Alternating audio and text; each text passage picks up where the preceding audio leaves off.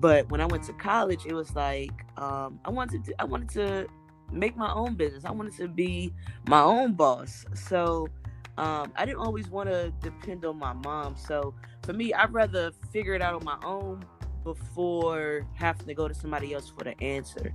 So one of our mottos in school was find a way, I'll find a way, or I'll make one. So for me, that kind of just stuck. Like, okay, if there's not a way for me, I'll just make one myself. So for me, that put me in that entrepreneur mentality of, okay, find the need, meet the need. You're listening to Sean Henry's Becoming, a podcast that focuses on the emotional journey of an entrepreneur from the thought of their business to the execution and beyond. I am your host, Sean Henry, a serial entrepreneur, speaker, real estate investor, landlord, 21-year retired Army veteran, and author of When the Bank Says No. I'm sitting down with entrepreneurs to talk about their processes and the lessons they've learned along the way. Fasten your seatbelts. The journey is rough, but rewarding.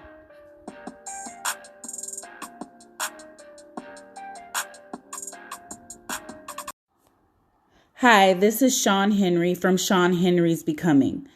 If you haven't heard about Anchor, it's the easiest way to make a podcast.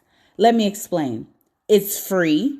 There's creation tools that allow you to record and edit your podcast right from your phone or computer.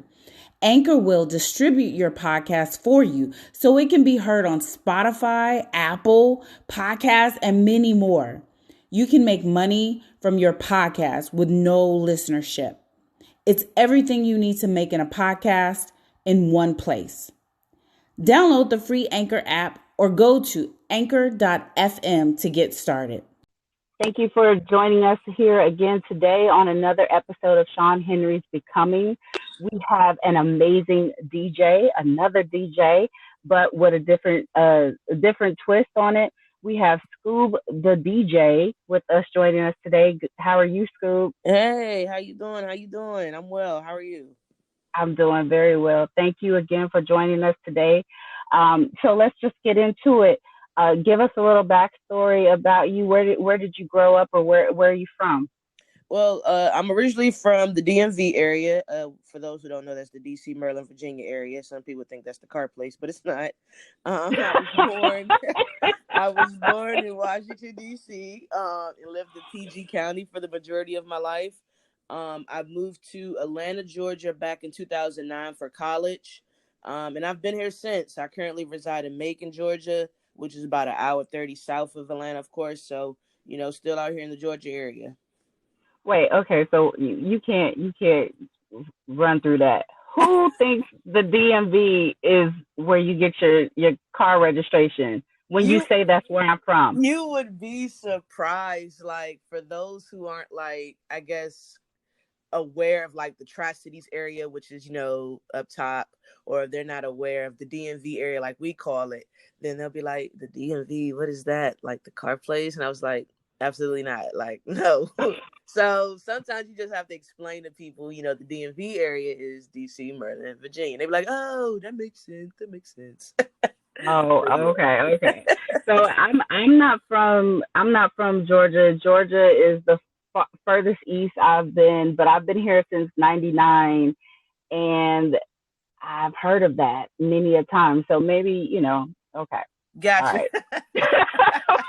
That's what I'm like, what? But yeah, okay. Sounds like you're hip. You're hip, like they say. Listen, you know what? On this podcast, we want to inform people of many things. So this episode, we're letting people know that when you hear someone say they are from the DMV, that is DC, Maryland, Virginia, tri-state area. All right, now we know. Okay. That's it. Yeah, you have to let them know. But shout out to everybody up top, though. That's my people. Absolutely. All right. So, do you have any siblings?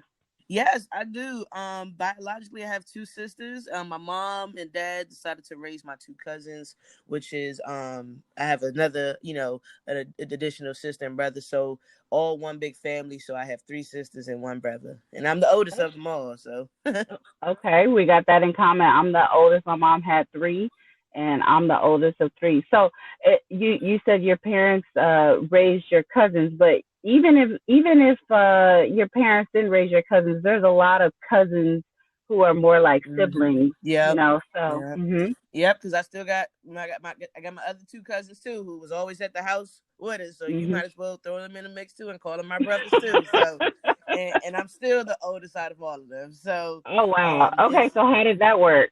It was cool, growing up. We stayed at my grandmother's house majority of the time, God rest her soul.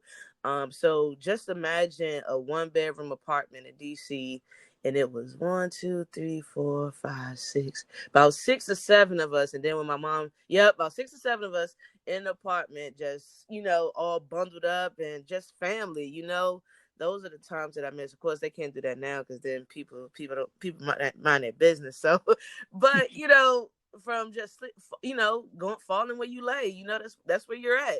And it was just so rewarding. Of course, then we're like, oh, you're in my space, you're in my space. But then as you grow up, you realize, those were the moments where we actually bonded, and those were the moments, doing all that cracking and joning on each other. Those were the moments that kind of built us and bonded us together. So I definitely, look back on those moments and like, man, I wish I could go back. So those were definitely good times. Definitely good times. Well, they made you the person you are today, and you can't help but to love someone, uh, spending that much time and being that close, literally that close in a 1-bedroom, 6 people in a 1-bedroom. Yeah, you got to find a way to love each other at that point. At that point, and then of course when we went to my mom's house, my mom and dad, they was blessed to have a house built from the ground up in Clinton, Maryland. So when we went out there, of course, it was bigger space. So then everybody's all over the place. So it's like, nah, let's see what we can do together. And then, so just many memories. I kind of go back down memory lane and just laugh about it because we did some crazy stuff, and there's probably some things out there that we got to keep to each other. So I ain't gonna put them on blast, and I'm sure they won't put me on blast. But it happened, and you just look back at it like, wow, we really did that. So, but that built character and made you who you are today. It built character. Okay. So, did you grow up in an entrepreneurial household? You have the influence of your grandmother. You have the influence of your mom and your father. Were any of them entrepreneurs, or anyone near you entrepreneurs? No, not really. Not at all. But my parents were definitely hard workers. They had a strong work ethic, and I think, and that's where I kind of get that from, because not only did one parent, have it, both parents had it. So I was blessed to be raised in a 2-parent household. And then my dad passed my freshman year of high school. So of course that kind of took a toll because that was like my best friend.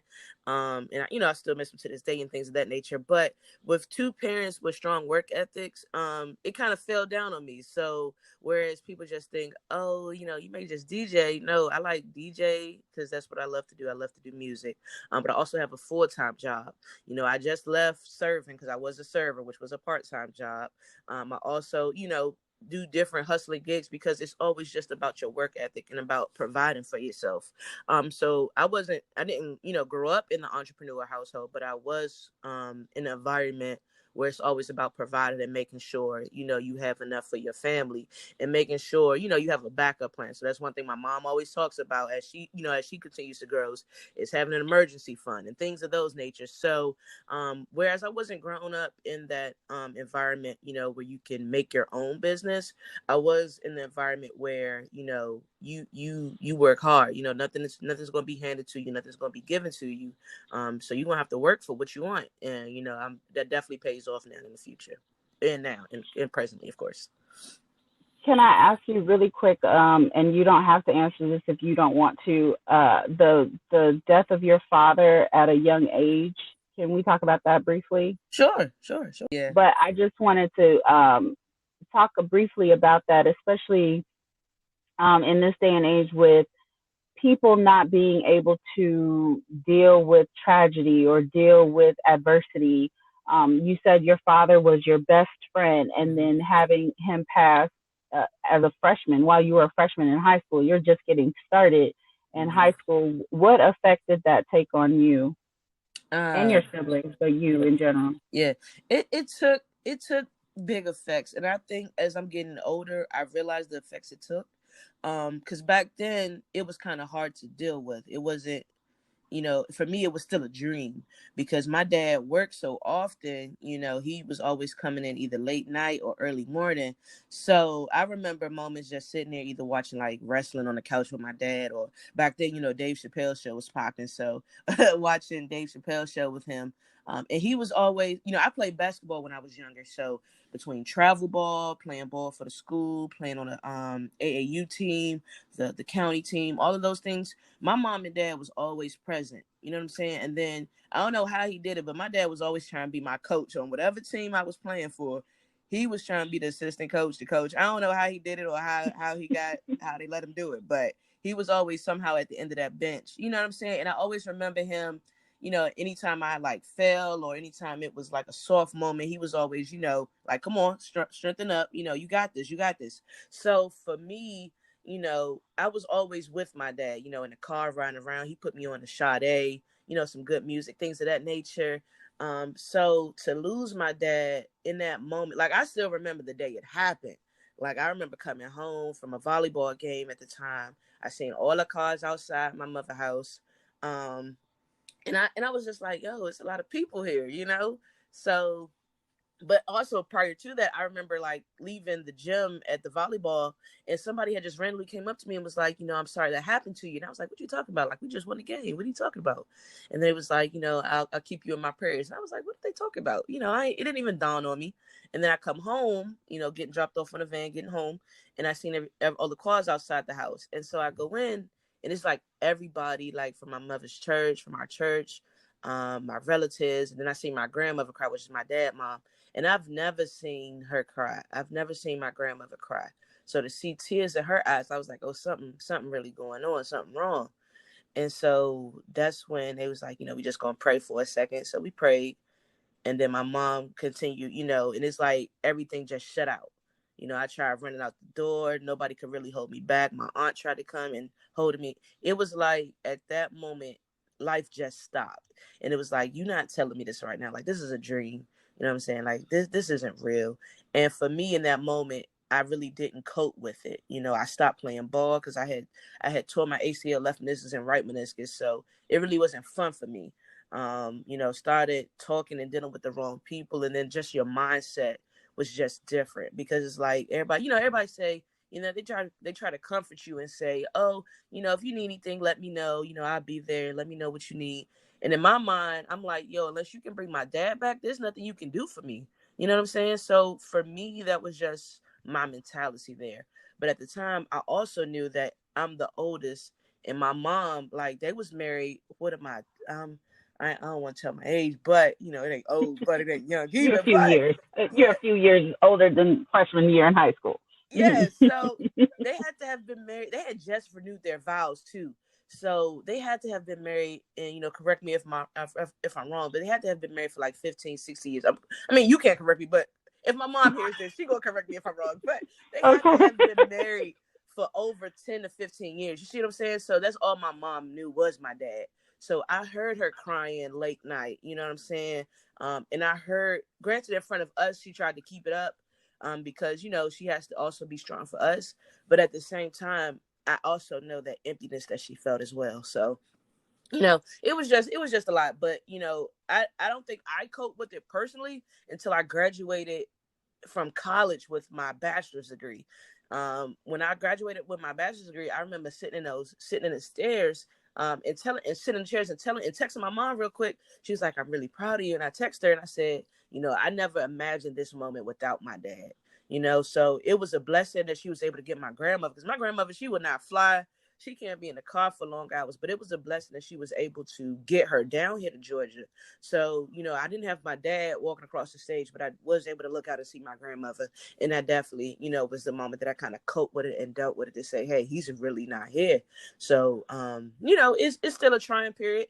They say time heals all, but I don't think it necessarily heals it. It makes it more manageable. But I still have moments where I think of him and, wish he was here, wish I could talk to him and just talk with different situations and different scenarios. So, yeah. What would you tell your younger self, or tell your younger self how to deal with the fact that he's not here physically? You said, how would I tell my younger self that? Yeah. What would you tell your younger self to do? In because it sounds like you didn't deal with it at all. You didn't. Counseling, no speaking to people. You kind of lashed out. Because I'm sure you're dealing with a lot of emotions. You're angry. You got a lot of questions. What happened? Those type of things. So it sounds like you didn't even really acknowledge it openly until you graduated from college, which is a great accomplishment in itself. And so now you're kind of, from what you just told me, you're starting to deal with it. Is there anything that you would tell your younger self? Either how to talk to someone about it, or the feelings that you're going through, or how to verbalize those things in order to be able to start the healing process earlier? Gotcha.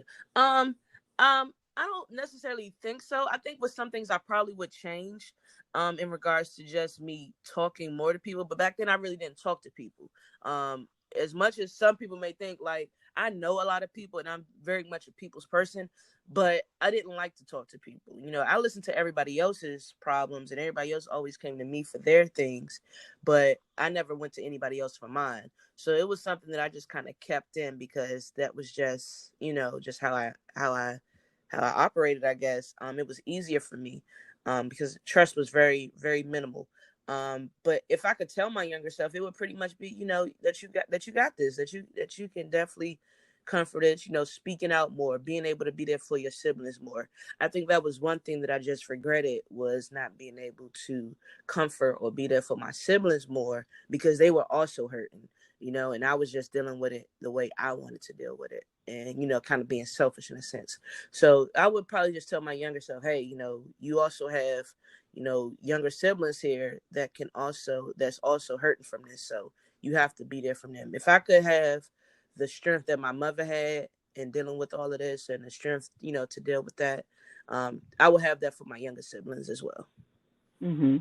Well, let me just tell you this, speaking from outside looking in, a person who has not experienced such loss before. I feel that at 14, 15, as a freshman in high school, you dealt with it the best way that you knew how, and you were strong in that. I like to use the analogy, put the mask on you first, like they do when you travel by airplane. They say put the mask on you first before helping or assisting anyone else. And my thing at 14, 15 years old, you don't know how to do that. You don't know how, so you reacted the way that you reacted. And, I think it's admirable that you wish that you would have been able to be there for your siblings, but I feel like all of you were trying to figure this out, including your mom, but with an adult mind, it's different than a child. So, and let me just offer you this, just know that your father only left you in the physical. I'm sure he's still hovering over you, still telling you to get up when you fall down, still telling you got it. So, and obviously you've done well for yourself thus far. So he's not far from you. Let me just add that. Yeah. Him and my grandmother. Because then a year later, my mom's mom passed. So it just, and that was also another best friend. So it was things after things that, definitely put me in a position that I am today, mentally, spiritually, just be able to growth is definitely, one of my biggest things. So yeah, it definitely worked out. So yeah. And we're still growing, we're still evolving. So yes, we are ever evolving. Thank you for that. And I'm sure your words will help someone else that's going through similar situation, either at a young age or as an adult, because you never know how to deal with loss. Yeah. So you're Yep. Exactly. So your current business is, you are a DJ. I am. Okay. So now you said your dad put you on to Sade, so he put you on to some good music. Oh yes, that was his favorite artist, was Sade. Mm-hmm. Yes, Sade, Kim, that old school R&B. Like, that's back in the day when they had CDs. Like, he still had the CD book. He had a Cadillac DeVille. He thought he was doing something. So he had a Cadillac DeVille tan color with, the little CDs popping them in and out. And, he definitely put me on to some good music. Him and my grandmother put me on to some good music. Yes. Okay, so were there any other hobbies or interests that led you into DJing besides being put on to good music? Well, again, I was playing sports, so I was playing basketball all the time. So I always had music kind of before the game, after the game. It kept kind of helped me, push through it. I kind of grew up in a Christian household, so my mom, she don't even let us listen to gospel music. She had me listen to, the Dottie Peoples and all of that, which is great, grand. I definitely appreciate those. Kirk Franklin and things of that nature. Um, but with my dad, like I said, we listened to old school hip hop and R&B all the time. So it was just getting different feels for music, and just being able to appreciate not only the sound but also the lyrics in it. So being in high school and middle school, I was always the kid at the table when they was beatboxing with the pencils and hitting your fists on the table, making beats and things of that nature while everybody else tried to spit something. I was never the spitter, but I was always the one, making the beats for everybody else. So it was definitely, kind of one and the same. So I definitely appreciate that. So your beats had everybody excited for lunch. Oh yeah. That was me. That was me. I was definitely the class clown. Got to be in the center. I'm an Aries, so definitely got to be in the center of everything. It's like the life of the party. Like we're here. Making sure everybody else around you enjoys life, pretty much. Okay. So then, when did you realize you wanted to be an entrepreneur? When I went to college. So of course in high school and middle school, really thing I'm only really thinking about is just, maintaining and getting through. You don't really think about your future. I think I said I wanted to be like a teacher. I had wrote this long thing in like my journal when I was younger that I wanted to be a teacher just to help people or be in a helping profession. So of course that's where my major kind of came from. But when I went to college, it was like I wanted to make my own business. I wanted to be my own boss. So I didn't always want to depend on my mom. So for me, I'd rather figure it out on my own before having to go to somebody else for the answer. So one of our mottos in school was find a way, I'll find a way, or I'll make one. So for me, that kind of just stuck. Like, okay, if there's not a way for me, I'll just make one myself. So for me, that put me in that entrepreneur mentality of, okay, find the need, meet the need.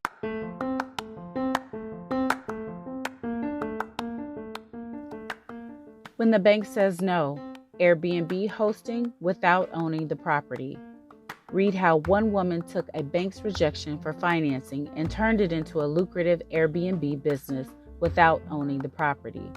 Shun shares her step-by-step process from picking her niche market to furniture purchases, all which led her to achieving superhost status in her first 30 days of hosting with Airbnb.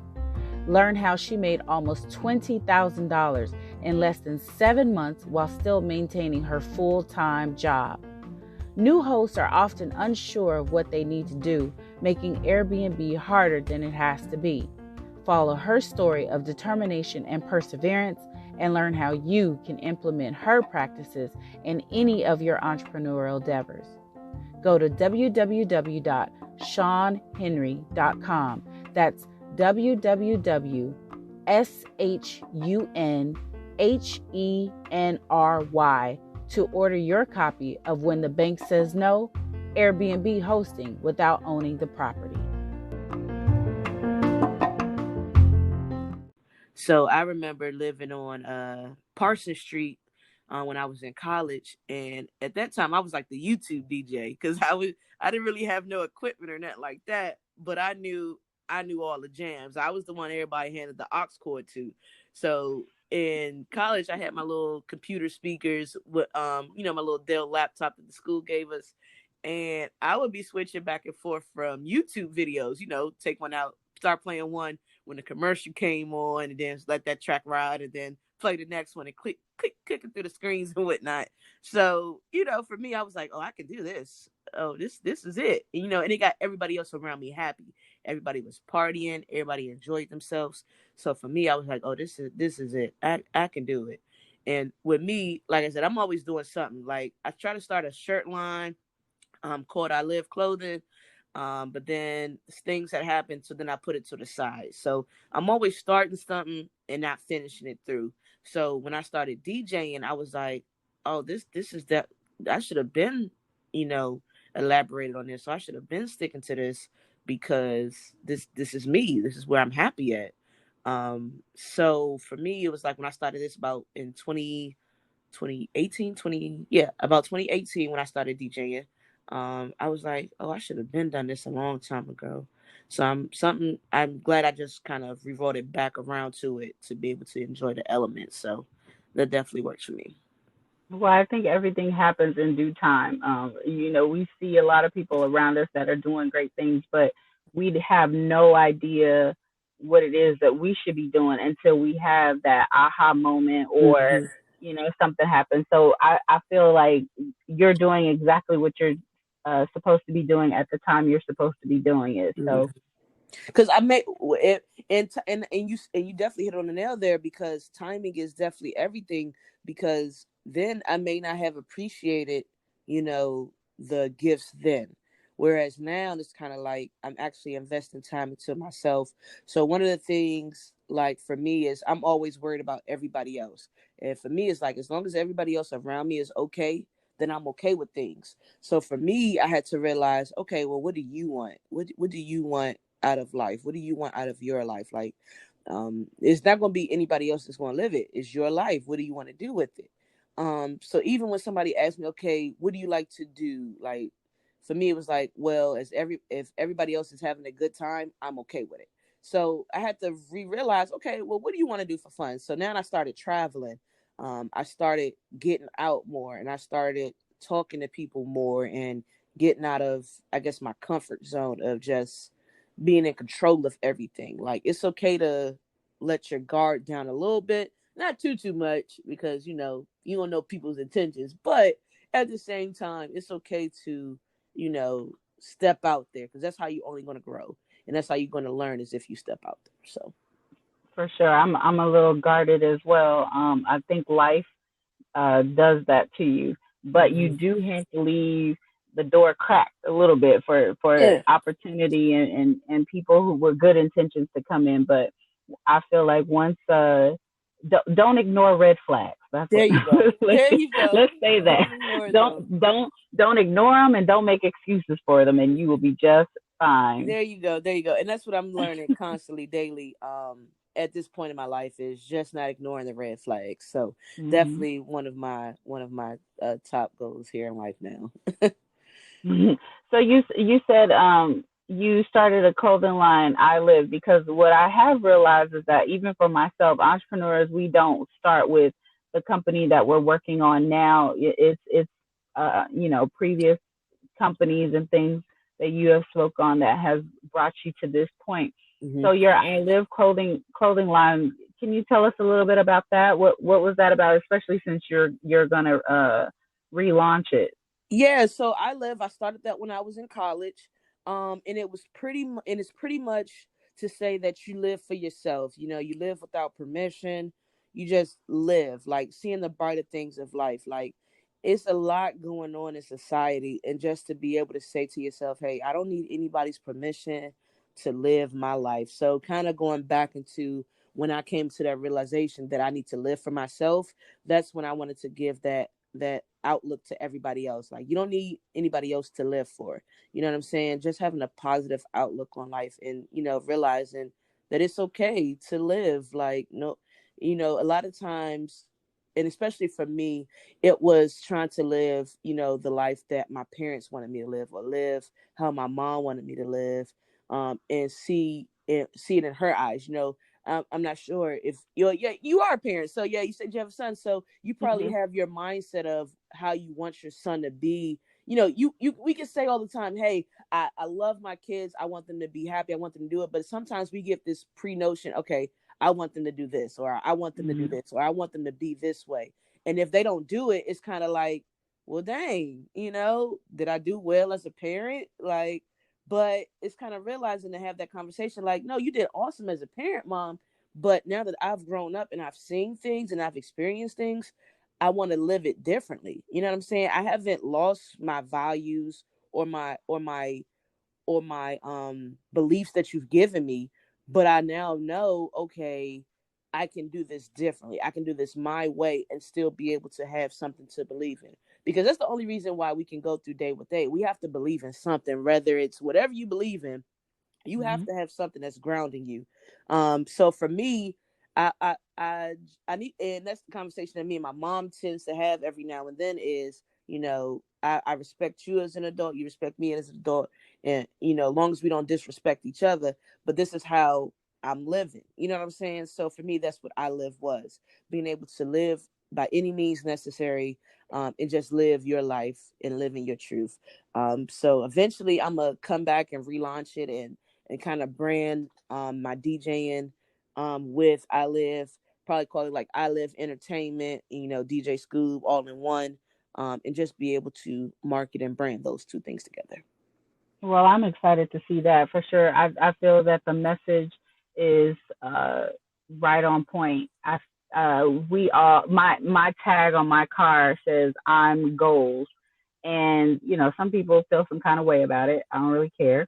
The Because I'm my own goal. Mm-hmm. You know what I'm saying? Mm-hmm. Like you see the hashtag goals on Instagram for people.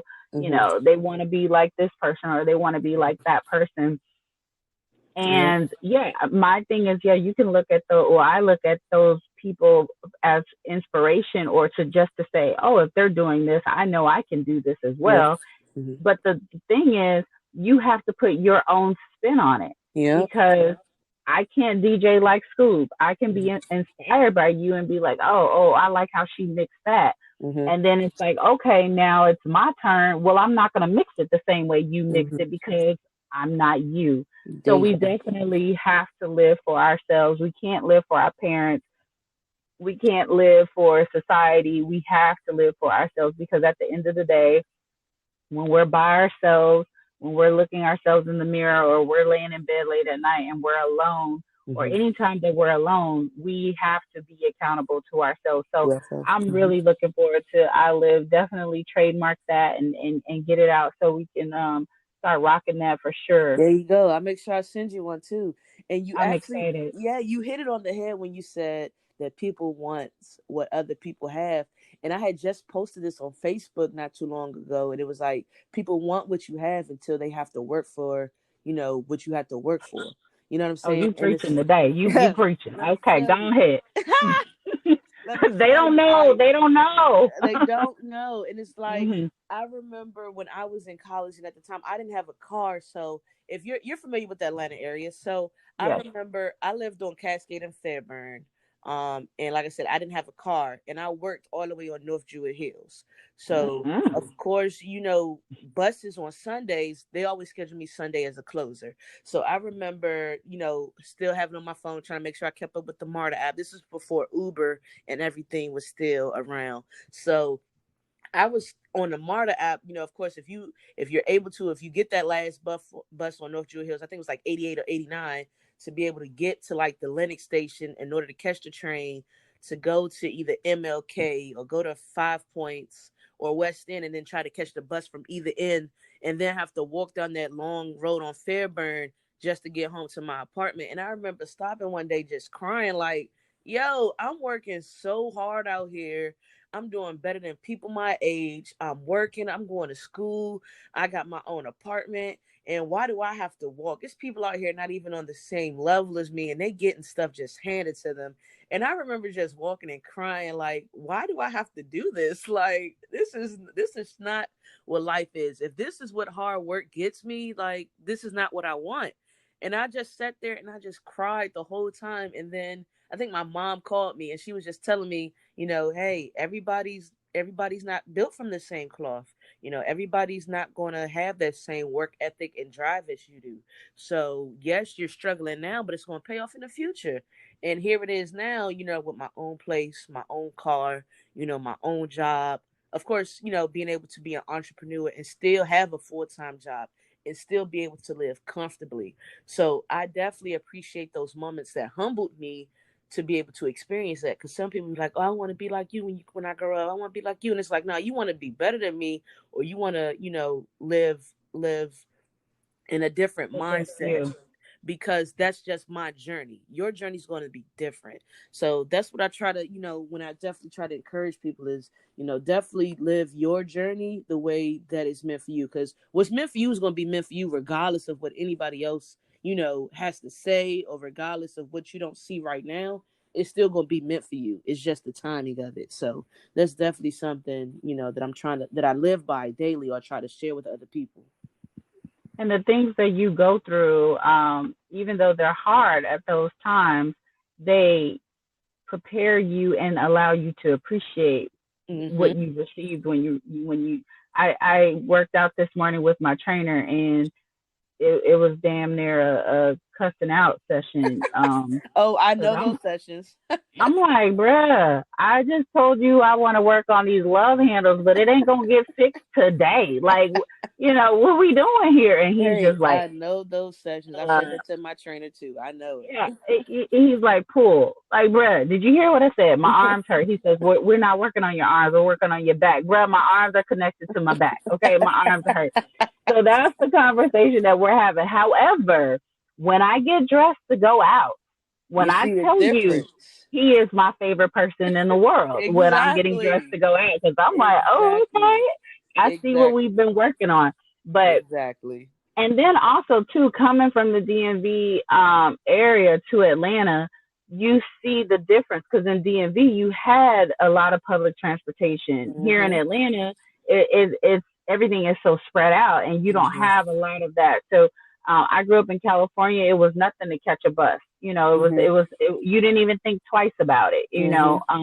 But then here in Georgia or in Atlanta, it's almost mandatory to have a car. So I can definitely tell the difference. And you know what? And I don't think there's anything wrong with taking inventory of where you are in life right now, and recognizing your accomplishments, because and recognizing your day to day, because there may be something that you can tweak in what you do day to day in order to get you to where it is that you want to be. So there's nothing wrong with that. And tears are cleansing. My thing is, as long as you just don't sit there and have that pity party and that woe is me, then, and clearly you didn't do that, because not only did you, you have your home, you have a vehicle, and, you moved on to a different job, or, and also included your entrepreneur endeavors as well. So, there's growth in that. And people need to see that. So I always tell people, it takes 10 years to be an overnight success, and people don't see the struggle. They just see the come up. And like you said, they don't want that struggle. They don't want those late nights. They don't want those, those crying moments. They don't want in the bathroom on the floor crying, can't breathe out your nose moments. I understand, Sean, because I've had those moments. And then I also had to pick myself out of those moments. Like I remember laying here in the dark, just laying here, and it's like, well, can't nobody just gonna bust in and get you out of this? Like, you have to get you out of this. So let's get up, open your blinds a little bit, burn some sage. Like recently this year, January, I just started burning sage. I started doing more self-care things. So when we get to that, the business part at the end, I'll of course shout her out. But one of the things that I've started doing was burning sage and just relaxing and speaking those things kind of out, in the open. So the trainer that I had in Atlanta, his name was Antonio Jennings with Each One Reach One. He was my original trainer when I lived in Atlanta, and he was always, using me as his guinea pig for workouts and things like that. But I appreciate him because it helped me with my strength on the inside. So one of those things was morning mantras, and being able to say, hey, my name is such and such. This is what I want to bring to the world. This is what I want to bring in the earth. And then at night, my name is such and such again. Thank you for allowing me to do these things, even if you didn't do them. And that would just put you in that mindset of, okay, I'm sowing these seeds into the earth. I'm sowing these things so that way I can have better manifestation over my life in the future. So you definitely hit that on the head, that you have to bring yourself out of that. And that's one of the things that I've also had to learn as well, is bringing myself out of that funk. Like, you don't want to get back in there because you start overthinking things and things of that nature. But then you also have to realize, okay, granted, you may have not put yourself all the way in here, but you're going to have to be the one that's going to pull yourself out of here. So definitely. You have to be your own savior. There you go. Yeah. I like that. I definitely like what you said. So can you repeat that? The mantra, the morning mantra and the nightly mantra? Yes. So, for example, the morning one would be, "Hello, my name is Sam, and I want to be able to give to people. I want prosperity in my life. I want balance in my life." And then you just go ahead and go on about your day. And then when your day finishes and before you go to bed, you'll lay down and you'll say, "Hello, my name is Sam again. Thank you for allowing me to have prosperity, and thank you for allowing me to have balance in my life. Thank you for allowing me to help other people and be a blessing to everybody else." And then even if you didn't do it, you're still sowing those seeds into your life daily. So shout outs to Antonio Jennings for definitely providing that for me, because that definitely Yeah. helps me, daily, even though, I still pray and things of that nature. But those were morning mantras, and even mantras is what's kind of kept you going despite. So even when I'm burning my sage, I just say, prosperity, balance, understanding, just so that way that's what I want in my life, is those things. And of course, they may switch up based on what you're going through at that time. But for me, it was all about prosperity and balance, understanding, and just being able to be a blessing. So that was my morning mantra. I think that's beautiful. And then, you said, even though I pray, I feel like um, any words of affirmation is, you can combine them. I Mm-hmm. don't think it's never enough. The one thing that I do say all the time, because my memory is really, really short. My cousin, she grew up. I grew up with her, and she smoked weed. So I was trying to Mm-hmm. figure out how to say that, but It's okay. because I didn't want to say I grew up with her smoking weed. Like, she smoked weed, I never smoked weed, and I like the smell of it though. But neither here nor there. See, there's that rabbit hole I'm going It's down. okay. Okay, It's so, okay. but we were talking about my memory. So she would always say, "Sean, you don't remember nothing." And she's like, "Are you sure you don't smoke weed?" And I'm like, "No, I don't smoke weed." And then she was like, "Well, maybe you should start." Like, because it's like, and you know what? Now that I'm retired, no, I'm kidding. But I'm not gonna start smoking weed. I can't breathe. But anyway, um, Right? My lungs. yeah, I can't breathe for that. I can't even do incense. And I want to ask you about the sage, but I can't do any of that. Any of the Oh, I smoke. love incense. I love a My good burning incense. my mom smoked for many years of my life. Actually, all my childhood. She didn't stop smoking until my son was 4. Okay, so, but she smoked all my life, and I think, I know for, well, I'm gonna diagnose myself and say that because of that, I can't deal with any kind of smoke. Like, I can be in the front of a building and you could be lighting an incense in the back. That smoke will find me, curl up around my nose, and I cannot breathe. So it's Mm-hmm. real bad. But I wanted to ask you, Sage, can you talk about, because I've been hearing that a lot lately, Mm-hmm. um, in the last couple of years or so, about the burning of sage. Mm-hmm. Some people say it's a ritualistic, voodoo, that type of thing. Can you speak about sage, and what is it doing for you? What's the importance of it, or what are the effects that it's supposed to have, or the beliefs behind it? Gotcha. So I'm not no expert on it. I promise you, Mhm. I'm not. So I don't want anybody saying, "Oh, she is wrong." Do not listen to her, because do not quote me. I am living my journey to live my journey. Okay, so That's if right. you have other beliefs, feel free to message me. But this is my experience. So from experience, I know they said that sage was like traditionally. I've heard, again, correct me if I'm wrong. I heard that it was like a medicine and like a spice to like improve your health. For me myself, so what I started doing was, for, like I said, for self care. I go get massages every time I get paid, as long as my bills and stuff are paid. I go get a body massage or something in regards to my health. And the lady, and I'll go ahead and shout her out now, Bellamy Couture, down here in Byron, Georgia. She's pretty good, I believe. So if y'all, when we get to that segment, I can expand more on her there. But that's one of the things she said. She showed me her whole business, and then she went on to show me the sage portion. And she said, sage, burning the sage. She explains to me how it worked, and so ever since like the top of January, I now walk around my house maybe once a week or bi-weekly, depending on my energy levels. And I go ahead and burn the sage. So I burn it like in front of my door. And, like I told you earlier, I'll say, prosperity, blessings, understanding, and balance.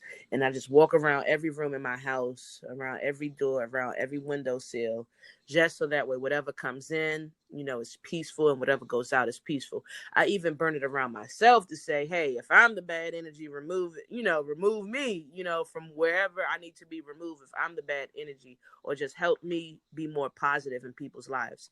And since that time, I haven't argued with anyone.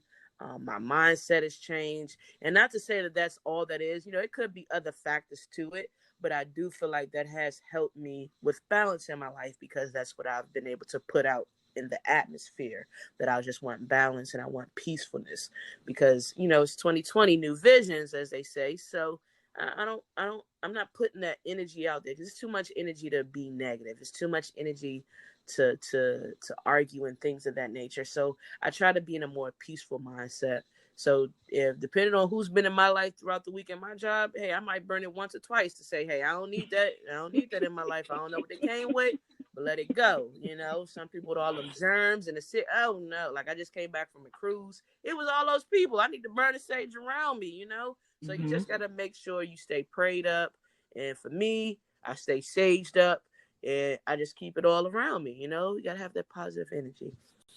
I completely agree with that. So I Googled while I was talking to you, and so it said benefits of burning sage: removing bacteria from the air, repelling insects. I think that may have something to do with the smoke.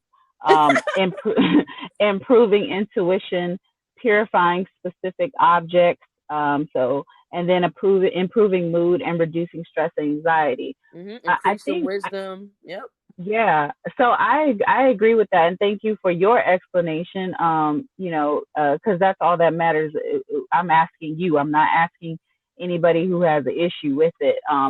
They have their own explanation, but I do agree, and I feel like it is something that's done intentionally, and you are paying attention to it. So as you're burning the sage and you're speaking over yourself, I think the entire act is what's changing your mood. You're doing something intentionally. You want to be aware of your mood. You want to know if you're having an attitude, or you want to walk out of your home peacefully, and you want what comes into your house to be peaceful. So I think it's the entire act. But I got into that whole memory thing because I wouldn't be able to remember that mantra that you spoke off. That's where that whole memory. So what I do say is I'm a very spiritual person. I'm not religious. I feel like religion is just repetition, and I want to believe what it is that I say. I have my own spiritual beliefs and who I pray to and all that good stuff. But I always say, God, thank you for. I always want to be in a state of gratitude. Always. I want to maintain my peace. Just within the last couple of years, I realized my peace was very valuable. I had a very hard lesson learned, and I'll forever be grateful to the person who taught me that my peace is very, very valuable, and I will never ever take it for granted again. But actually, today is the anniversary of that peace. But anyhow, so look at timing right there. Look at timing. as I look at the date, so yeah, I'm coining February Freedom February. So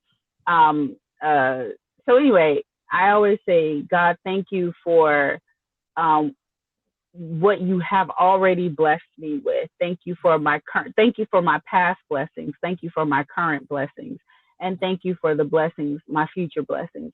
And I'm always in a state of gratitude and always saying thank you. I say thank you throughout the day. And like you said, whether it's something I did do or I intended to do, or you know, whatever, I'm always saying thank you, because I think that's, when you're in a state of gratitude, you can't be angry. You know what I'm saying? And so, and if you're already there, that whole, if you stay ready, you don't have to get ready. If you're already there, when somebody come with their foolishness, then you're calm, you know, and like you said, you don't have to cuss nobody out, because you like, bro, that's on you. That's what you dealing with. Right. That's what you're dealing with.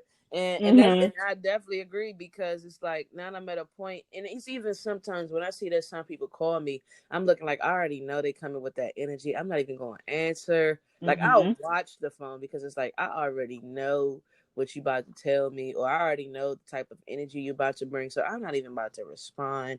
Like, I just see myself responding to things differently, because back in the day, you know, the old school, I'm gonna have some word, we're gonna go back and forth, we're gonna chop it up, and I'm gonna have some words for you, and I'm gonna have the last word, because I just can't deal with it.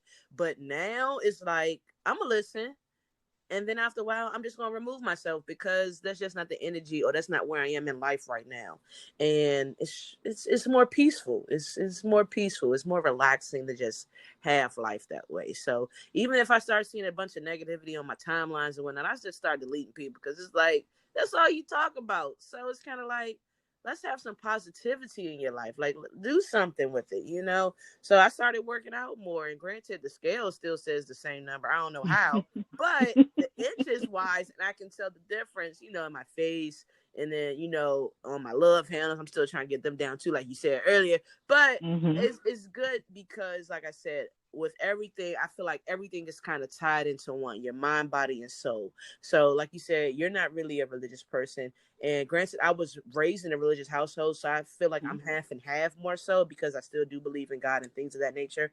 But I also realized the spirituality portion of it as well, to say, okay, it's about my energy and things of that nature. So it's a balance between both of them. So it's kind of like, I started working out more, you know, I started practicing more DJing, and I started, you know, giving more, just to people, and just being in a better space. So that's definitely has helped me. So for anybody out there that says, hey, it's just a lot of negativity in my life, I promise you, you just have to woosah, have that moment to yourself, because if you the negative energy, how you plan on, you know, welcoming in positive energy if you the negative energy?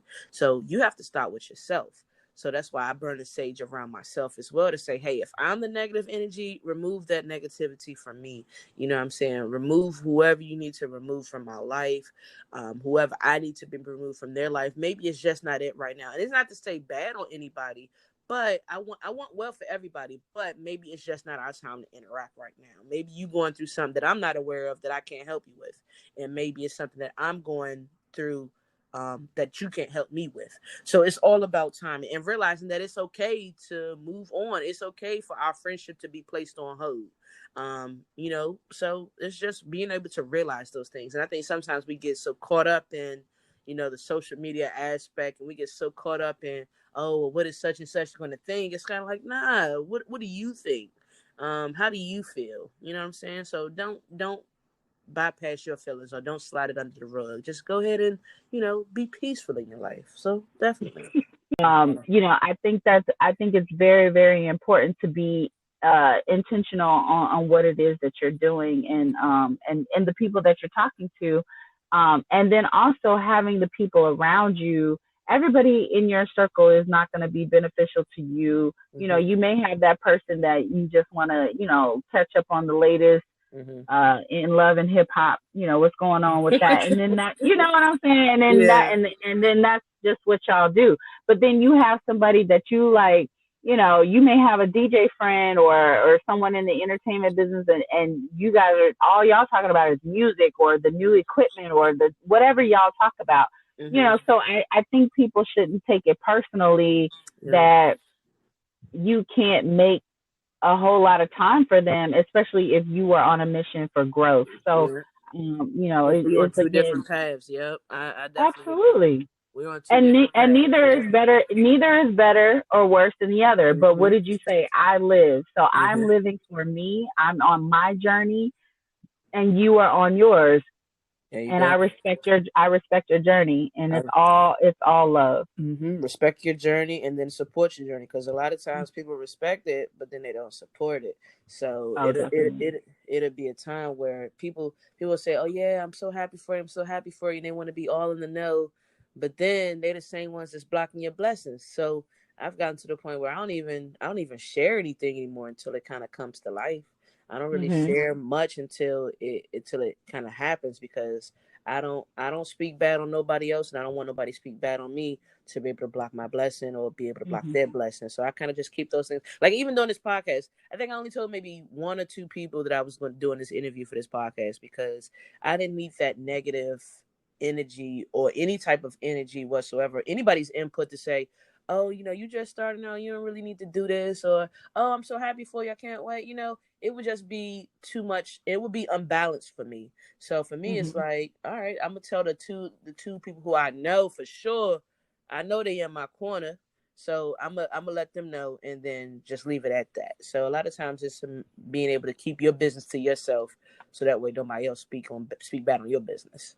What it costs $0 for you to share or repost or like somebody's business. And the thing is, now I'm not going to promote no mess, of course, but if I've had a service and I see somebody actually working and putting time into their business, it doesn't hurt for me to share it with somebody else, because somebody may need it. So the one, like I was telling y'all earlier, the place that I go for like my massages and whatnot is Bellamy Contour. It's in Byron, Georgia. It's Bellamy Contour Home Total Wellness Studios.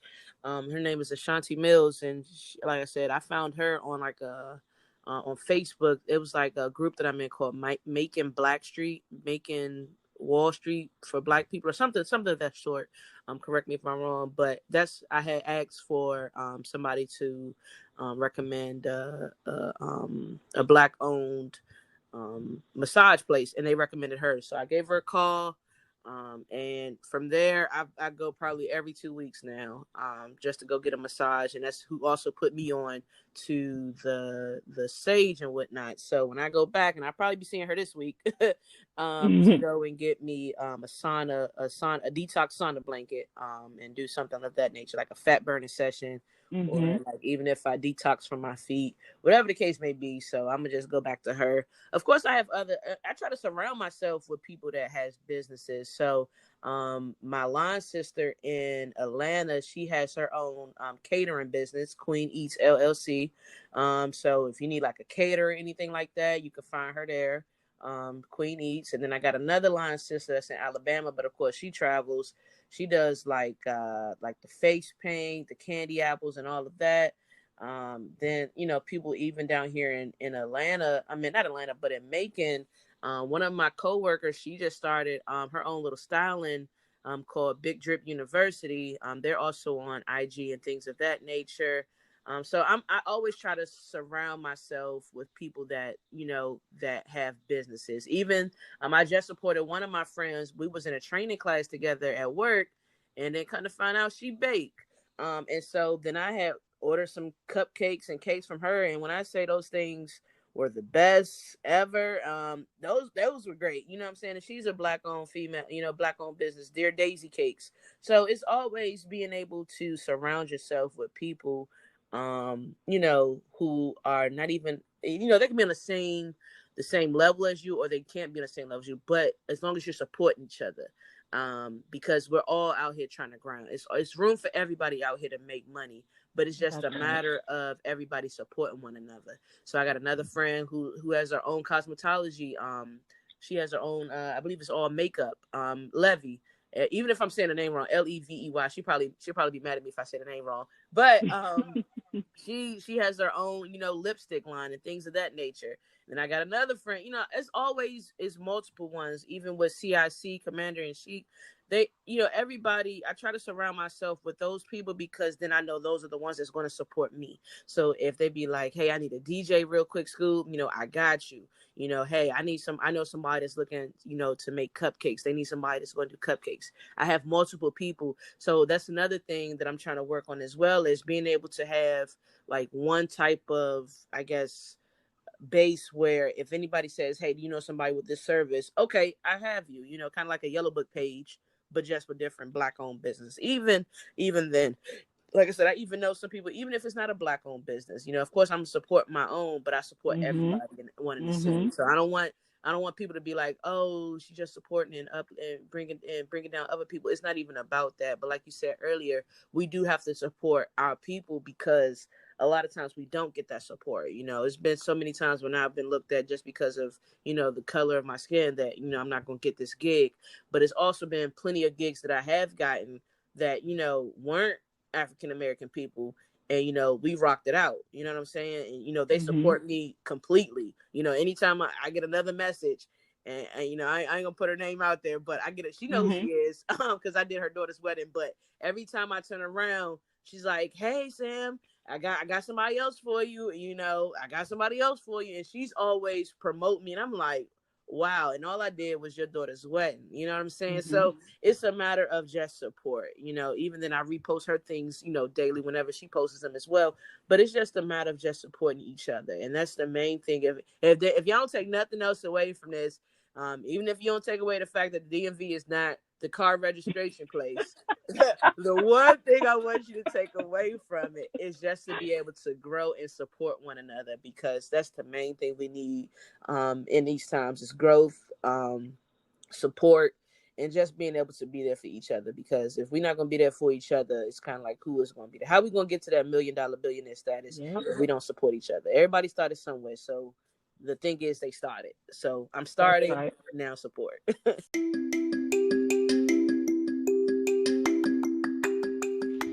Thank you for tuning in to another episode of Sean Henry's Becoming.